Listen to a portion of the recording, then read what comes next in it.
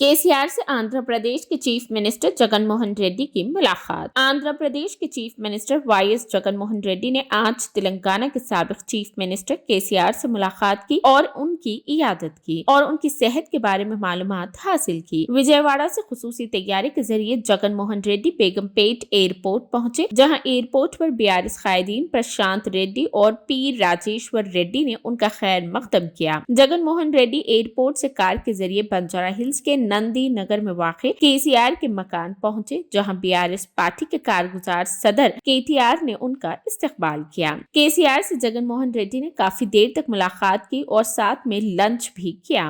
वाज़ेह है कि 7 दिसंबर को सदर बीआरएस केसीआर एरावाली में वाक़े अपने फार्म हाउस के बाथरूम में फिसल कर गिर पड़े थे, जिसके बाद उनके कुल्ले की हड्डी टूट गई थी। 8 दिसंबर को सुबह उन्हें सुमाजीगुड़ा हैदराबाद के यशोदा हॉस्पिटल मुंतकिल किया गया था, जहां डॉक्टर्स ने उनके कुल्हे की हड्डी की तब्दीली का ऑपरेशन किया था और 15 दिसंबर को हॉस्पिटल से डिस्चार्ज कर दिया गया था। केसीआर को 8 हफ्तों तक आराम का मशवरा दिया गया है। फिलहाल वो हैदराबाद के नंदी नगर में अपने मकान में मुकीम है।